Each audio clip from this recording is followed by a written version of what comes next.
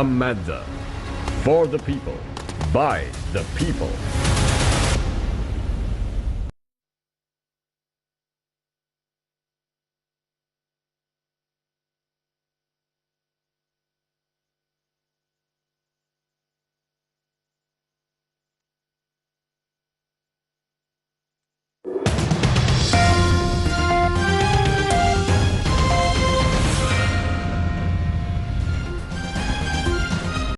Good afternoon. It's the 30th of August 2022. Welcome to the lunchtime news here on TV1. For the News First team, where the people come first, I'm Senida Senanayaka. We have a packed bulletin lined up for you this afternoon, but first, let's take a look at the headlines. Interim budget to be presented today. How will it affect the common man? Complaint lodged at the Human Rights Commission against state suppression. 12 more Aragale activists arrested. Another petition filed with the Court of Appeal against SLP PMP Sanat Nishanta. Iraqi protesters storm the President's palace, takes a dip in the pool.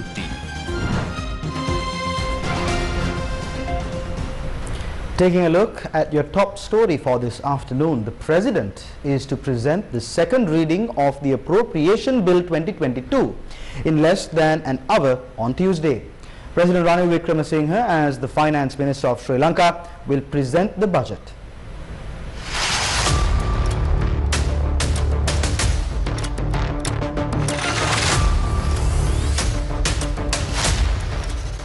The Appropriation Bill 2022, or the budget document that allocates money for the fiscal year 2022, was passed in Parliament in December 2021. However, due to the severe economic crisis, since the beginning of this year, the budget proposals planned by the government could not be implemented. Moreover, due to the resignations of the Finance Minister, the Prime Minister and the Cabinet, as well as the President, it became impossible to carry out the development plans penned down by the government. When elected as the President, Ranil Wickremesinghe unveiled his policy statement stating that the approved budget for this year will be amended. Accordingly, the first reading of the amended budget or the appropriation bill was conducted by Prime Minister Dinesh Gunawardena on the 9th of August on behalf of the Finance Minister. The second reading or the budget speech, which is the second step of that process, will be conducted by President Ranil Wickremesinghe in Parliament today in his capacity as the Finance Minister. For this year, the approved expenditure of 2,796.4 billion rupees for government ministry service expenses is to be increased to 3,275.8 billion rupees through the revised budget. Accordingly, the relevant government expenditure will be increased by 929.4 billion rupees.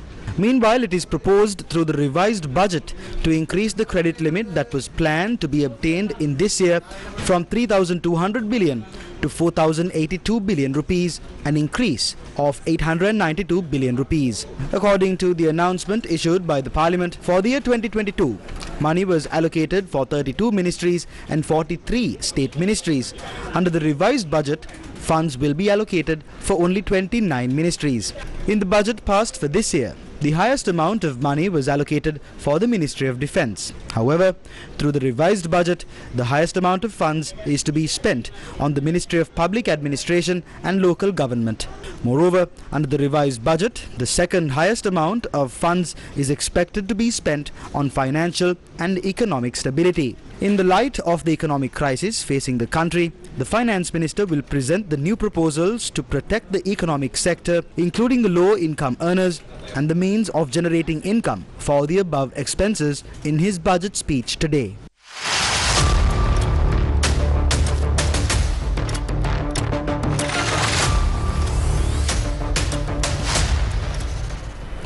The International Monetary Fund Board approved the 7th and 8th reviews of Pakistan's bailout program, allowing for a release of over $1.1 billion to the cash-strapped economy. The IMF agreed to extend the program by a year and increase the total funding by $720 million special drawing rights, or about $940 million as per the current exchange. The funds will be a lifeline to the South Asian countries suffering from devastating floods, which have inflicted damage of at least $10 billion, according to the country's planning minister. In a statement, IMF Deputy Managing Director said adhering to scheduled increases in fuel levies and energy tariffs is essential, as Pakistan's economy has been buffeted by adverse external conditions. These include spillovers from the war in Ukraine and domestic challenges, including the accommodative policies that resulted in an uneven and unbalanced growth.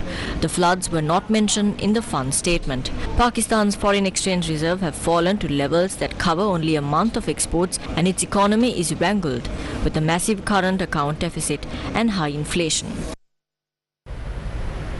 A group of representatives of the People's Assembly today handed over a complaint to the Human Rights Commission demanding action against the state-sponsored suppression. Representatives of the People's Assembly demanded that actions should be taken against the control of the country through the Prevention of Terrorism Act and suppression.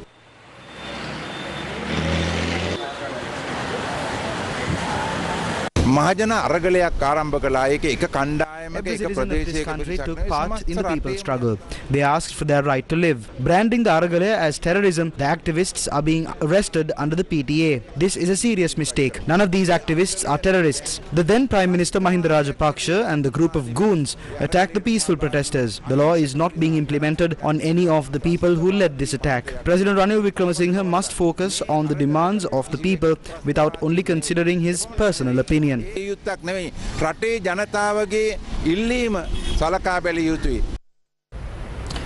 Lanka police said that Attorney-at-Law Prasanjeeva Pattiarachi, arrested in connection to setting fire to the residence of parliamentarian Vidura Wickramanayake on the 9th of May 2022. Police in Sri Lanka have made more arrests in relation to the torching of President Ranil Wickremesinghe's private residence. Sri Lankan authorities arrested another suspect in connection to the unlawful entry to President Ranil Wickremesinghe's private residence in Colombo on the 9th of July 2022 and setting it on fire. The Criminal Investigations Department arrested the 33-year-old suspect in Kottava.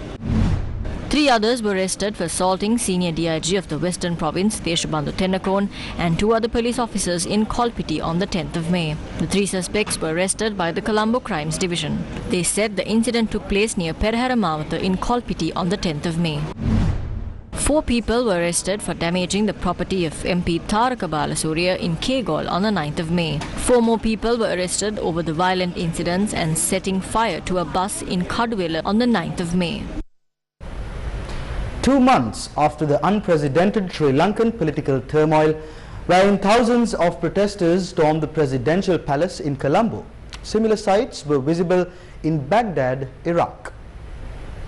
Following the announcement by Iraqi's influential cleric Muqtada al-Sadr to quit politics, his supporters took to the streets in protest between the rival backed groups, and his loyalists ensued. Not less than 8 protesters have died in the clashes in Baghdad, and security forces resorted to tear gas to disperse an angry crowd. In videos which are being widely circulated, protesters can be seen storming the presidential palace, akin to visuals from Sri Lanka after President Gotabaya Rajapaksa's ouster from office and exited from the island nation. At a time when Iraq is witnessing a political deadlock, Sadr supporters or his rival supporters were seen availing luxuries at the president's residence. Reports suggest that shots were fired by guns and weapons while Sadr supporters and Tehran-backed units hurled stones at each other. The incident took place in Baghdad's Green Zone, an area where ministers and embassies are situated.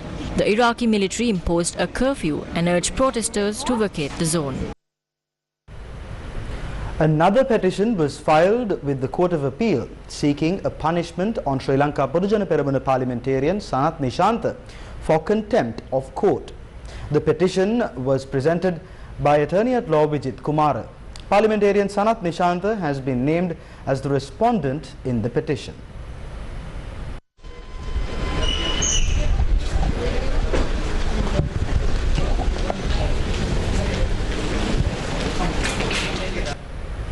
In more local news, Attorney-at-Law Achala Senaviratne was summoned to the Criminal Investigations Department in Colombo today to record a statement.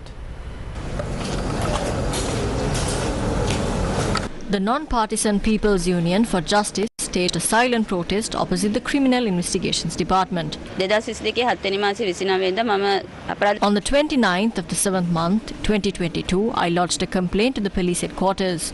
SLPP Sanat Nishanta has breached the PCC PR Act and the law for protecting witnesses and defendants and for also influencing the court.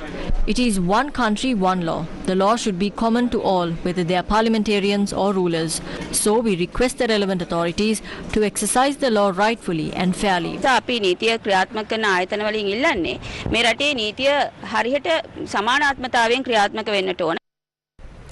The International Committee of the Red Cross is advocating for a mechanism that provides answers on the fate and whereabouts of the missing in Sri Lanka.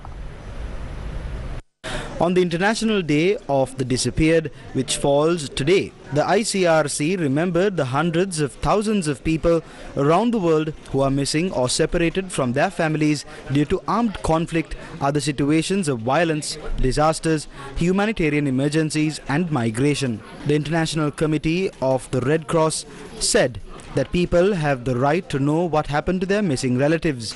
The ICRC continues to support states to do everything in their power to provide answers to the families, thereby upholding the families' right to know the fate and the whereabouts of their missing loved ones. In your weather update for this afternoon, the Met Department says that heavy showers above 100 millimeters may occur at some places in Uva, Eastern, North Central, Sabaragamuwa and Northwestern provinces. It added that showers or thunder showers will occur over most parts of the island during the evening or night. A turbulent situation in the lower atmosphere developing near Sri Lanka has caused this situation. General public is requested to take adequate precautions to minimize damages caused by temporary localized strong winds and lightning during thunder showers.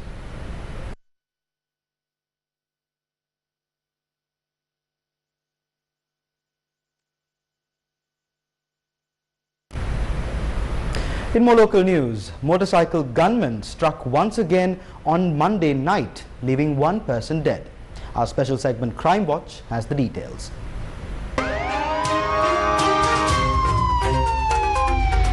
Crime Watch. A 26-year-old man from Matakulia was gunned down by a motorcycle gunman in Matakulia on Monday night. Sri Lanka police said that the motorcycle gunman had entered the Alivatta area in Matakulia and opened fire at the victim using a pistol. The man, who was seriously injured, was rushed to the Colombo National Hospital and he died while receiving treatment. Police suspect that the shooting could be the result of a dispute between criminal gangs dealing with drugs and organized crimes.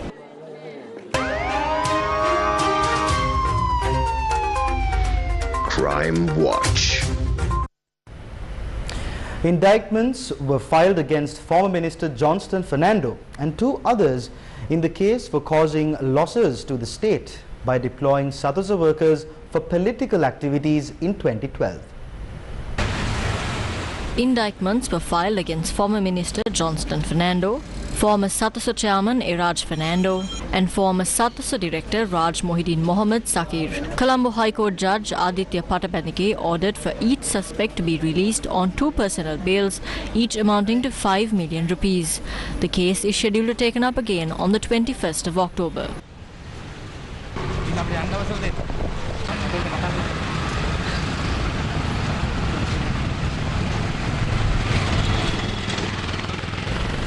A series of meetings of the Sri Lanka Podujana Peramuna district representatives are being held under the auspices of the former Minister Basil Rajapaksa. The meeting of representatives of Podujana Peramuna in the Kandy district was held under the auspices of former Minister Basil Rajapaksa. The meeting of representatives of Podujana Peramuna in Ratnapura district also took place recently. Japanese Finance Minister said it was important for all creditor nations of Sri Lanka to gather to discuss Colombo's debt issue, adding that Tokyo would coordinate with other creditors on the matter. Sri Lanka's President Ranil Wickremesinghe told Reuters this month that Sri Lanka would ask Japan to invite the main creditor nations to talk on restructuring bilateral debts. Earlier on Tuesday, Japanese Foreign Minister Yoshimasa Hayashi said his country was not in talks with Sri Lanka to hold such a meeting. Hayashi told a regular news conference, quote, "We are having various interactions with the Sri Lankan side, but no preparation is going on with Sri Lanka for holding such talks," end quote. Joint Secretary of Ceylon Petroleum Private Tankers Owners Association, Shanta Silva, says that the number of buses used for transporting fuel to filling stations has reduced to 100. He stated that previously 350 to 400 buses were used for fuel transportation. Meanwhile, many people across Sri Lanka were inconvenienced due to the shortage of fuel. The bus owners allege that due to the lack of fuel, Sisusarya service from the Kuliyapitiya depot, it is impossible to transport school children. Meanwhile, school transport drivers in Hatton area also complain that fuel is not provided to them by CTB depots. The depot manager said that they do not have enough fuel stocks to issue to private vehicles. Meanwhile, fuel queues are seen in some parts of the island today as well. Few queues were also seen in Galle today. Our reporter said that diesel was not issued in many filling stations in Galle. Kerosene was also not issued today. Meanwhile, the Ceylon Petroleum Corporation emphasizes that the corporation has sufficient fuel stocks to distribute without any shortage. Lanka IOC stated that their company has not restricted the distribution of fuel either.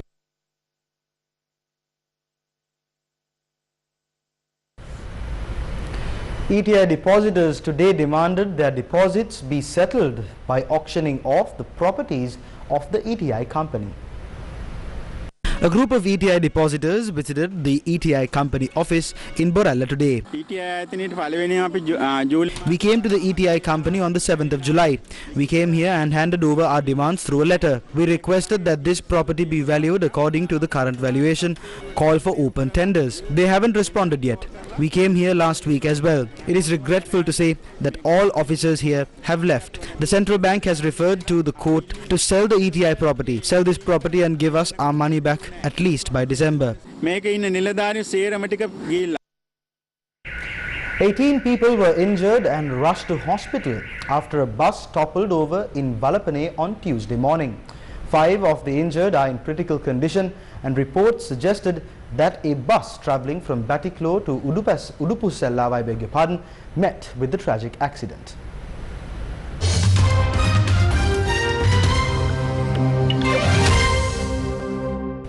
In international news, Pakistan's planning minister says that early estimates show the devastating floods to hit the country have caused at least $10 billion of damage. His comment comes as another government minister said that 1/3 of the South Asian nation has been submerged. The unprecedented flash floods in Pakistan caused by historic monsoon rains have killed at least 1,136 people and affected more than 33 million, over 15% of the country's population. The torrential rains have also washed away roads, crops, homes, bridges and other infrastructure. Pakistan is racing to prevent further loss of life as it reels from one of its worst climate disasters, with flood water threatening to cover up to 1/3 of the country of 220 million people by the end of the monsoon season. Rapid flash floods have destroyed more than 3,000 kilometers of road, 130 bridges and 495,000 homes have been damaged, making access to flood areas even more difficult.